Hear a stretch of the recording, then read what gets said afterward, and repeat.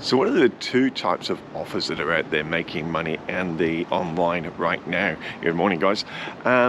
Well, you can go to what we call the low profit, high volume model, and look, it works. You can sell something and get $1 for it, and you sell 1,000,000 of them and you'll get $1,000,000.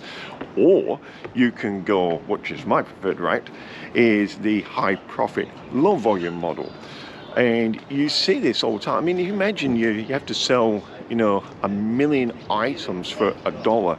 But imagine you wrote a book and you made, and by the way, writing a book is very, very easy. You just turn your podcasts into text and join them all together and you've got a book. I've got a course coming out of that very shortly. But you write a book and say you made $20 per book. Now you got to sell 50,000. I think one of the reasons people don't do it is they just think about the 50,000 and they haven't even written the book yet.